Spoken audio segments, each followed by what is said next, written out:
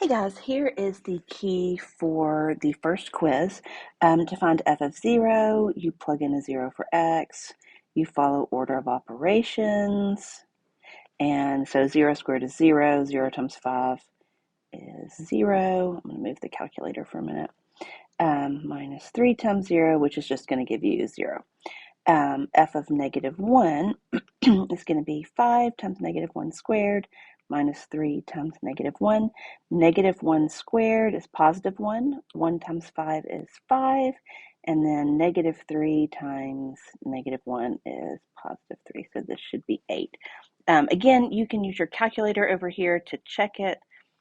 5 times negative 1, oops, if you type it in right, negative 1 squared, and then minus 3 times negative 1.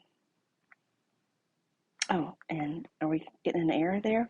5, because yeah, I didn't type it in right. So sorry, guys. Minus 3. There we go. There's the 8 that I thought we should have. And finally, you plug in the 2. 5 times 2 squared minus 3 times 2.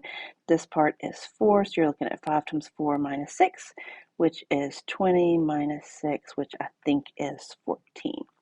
All right, so now let's look at the second question. Most people don't like the story problems. All right, so we've got this formula, 0.321s plus, I think that's 58, yep, plus 58. Okay, this can be used to estimate the average number of employees from 1991 to 2009. All right, it says right here that S equals 0 is 1981. Don't know what's happened there.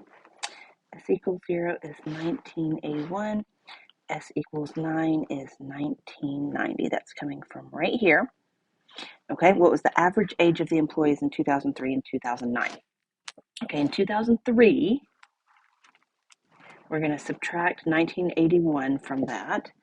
So in case you struggle, 2003 minus 1981, that gives you 22. So what we're going to do for this first part is we're just going to plug in a 22 for our S. That's the variable that we're working with right here. So you're plugging in that for S. So we're going to have 0.321 times 22 plus 58. So 0.321 times 22 plus 58. And that gives us 65.062. We're supposed to round to the nearest whole number, so that would be 65. Likewise, you do the same thing for 2009. 2009 minus 1981. Whatever you get there, plug that in for S. If you get stuck on that, let me know. All right, so this question gives people a lot of grief too. F of 2 means that X is 2. Your job is to find Y. So look at the graph. All along here is where the X value is 2. So right here, that ordered pair of 2, 4, F of 2 is equal to 4. What is Y when X is equal to 2? The domain, when you try to find the domain goes from left to right. It's the smallest x to the biggest x. And because of this arrow that keeps going and this one right here, the domain is negative infinity to infinity. So that's all real numbers. For what value of, what x value is f of x equal to 1? Well, f of x is the same thing as y. So what you're asking for is you're supposed to find x when y is equal to 1. So when y is equal to 1, we're looking at this line right here. And it looks like we've got two places where y is equal to 1. And it looks like those two ordered pairs are 5, 1 and 7, 1. So if you're just looking for the x values, that give you a y value of 1, you're looking at x equals 5 and x equals 7. That's not an ordered pair, so don't put parentheses around it. You're just giving the x values. Finally, the range. When you find the range, you're going from the bottom of the graph to the top of the graph. So smallest y to biggest y. This is one way that you can show your work. If you have another way that can justify your answer, that's great too. Just make sure you show your work. So the range for this one, the smallest y right here is 0, and it goes to infinity. So like this ordered pair right here is 6, 0. Range is y, so we're starting at 0 and going up. So 0 to infinity. So 0 to infinity in interval notation, or y is greater than or equal to 0. All right, let's keep going. Find the domain of the function. When you're talking about domain, you're looking at the x values. We know that when you have a fraction like you do right here, also this is called a rational function, you can't divide by 0. So you're trying to figure out what value of x would give you 0, and then you're going to exclude that. So we're making it not equal to 0. We're going to add 8x to both sides. We're going to divide by 8. X cannot be 9 over 8. So you are looking for part D right here. For number 5, you are trying to find the difference. We are doing g minus f. G is x squared minus 2 minus the entire f function. This is the entire f function, so we have to put it in parentheses. I'm going to try to call your attention to that with big fat red parentheses. What students tend to do is they forget to distribute this sign here. So we should end up with x squared minus 2 plus 3x minus 5. Combine like terms, x squared plus 3x minus 7. So that would be g minus f of x. So you can put that in a little box if you'd like. For number 6, this one looks a little bit more difficult because it's got an f, a g, and a b. We're trying to find f times g of b. So first of all, we know that f times g of x, that's the variable that we're dealing with, we would multiply f times g. And you guys know that you're supposed to multiply these two binomials by multiplying the first terms. Outer, inner, 19 times 16. I don't know that one off the top of my head. 304. And last, plus 19x. So that's f of g of, f times g of x. You are trying to find f times g of b. So all we do now is everywhere that you see an x, you have to plug in a b. So we're looking at 16b squared minus b to the third minus 304 plus 19b. And if you want to rearrange that, yep, we're supposed to, and put it in descending order, we'd have negative b to the third plus 16b squared plus 19b minus 304. Okay, now we're looking at number 7. We're looking for the domain of f divided by g. F is x to the third, g is x minus 7. This is a question that's real similar to this one up here where you had to find the domain. You were just looking at the rational function part. Well, down here, you're still looking at the rational function part. We know that we can't divide by 0, so we know x minus 7 can't be 0. Add 7 to both sides, x cannot be 7. So it's a real number, and x cannot be 7. That's what would go right here. Okay, so now on number 8, we're looking for the maximum or the minimum. The max is the highest point, the minimum is the lowest point, and the intervals where the function's increasing, decreasing, or constant. So let's don't use blue, let's use green. So where it's decreasing, that's where you're looking for a negative slope. That's a little fat and hard to read there. Let's try that again. There we go.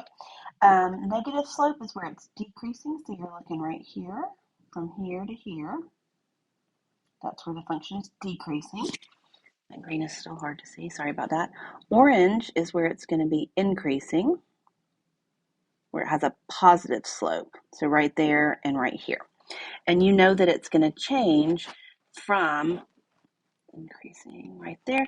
You know that when the function changes from increasing to decreasing, you have a maximum. And when it changes from decreasing to increasing, you have a minimum. So again, make sure that you're showing your work. All right, so the maximum is y equals -1. It's coming from right here when x is equal to -8. And the minimum is y equals -33 when x equals 0. All right, so when you're doing intervals of increasing and decreasing behavior, you're using parentheses only and x's only. So now we're not going to use the y's anymore for increasing and decreasing. So this one is increasing. Remember, this is negative infinity way out here. And out here is positive infinity. We're just using x's. So we're increasing from negative infinity up to -8, just looking at this part. And then it's increasing again from this x value to infinity. So from 0 to infinity. So and 0 to infinity. So let's see, negative infinity, -8, and 0 to infinity, that's part D. And it's decreasing here in the middle from this x to this x, from -8, that's infinity, -8 to 0, which would be C. On number 9, what we're working on is trying to find the function values. You've got 3 separate pieces of this function with a limited domain on each part, h of -9. The x value is -9. So the first thing you do is you figure out where it fits in the domain. So for -9, we know that x is -9, and we know that that is between here, that -9 is less than -6. So what that tells us is that we have to use this function right here. So we're going to have -3 times -9 minus 9. Plug that in your calculator or work it out by hand. That's 27 minus 9, which I think is 18. Let's try the next one. H of -5. -5, let's see where -5 fits. -5 fits between -6 and +2. So that means that we use this function value. And there's only 2. There's no place to plug in the x. Next, let's find h of 2. Again, trying to figure out, we know that the x value is 2, so we're trying to figure out where in the domain it fits. X is 2 fits right down here. So we're going to use this function. So we have 2 plus 4, which gives us 6. And the last one, h of 3. 3 also fits in this red function right here, because 3 is more than 2. So we have 3 plus 4, which gives us 6. All right, number 10, the transformations. We know that whatever the function is, if we have something that's been added over here or subtracted, that moves the function up or down. Because it's positive, that moves it up 5. And we also know, based on what we've learned, that anytime you add or subtract something inside the parentheses, that moves it left or right. Because it's a positive, that moves it to the left 3. So let's see. We are supposed to be matching up the function g with the transformation of f. Okay, so this is what we're given. And based on this one right here, compared to that one, which way did it move? Well, let's see. It looks like we said it moved. Look at the purple.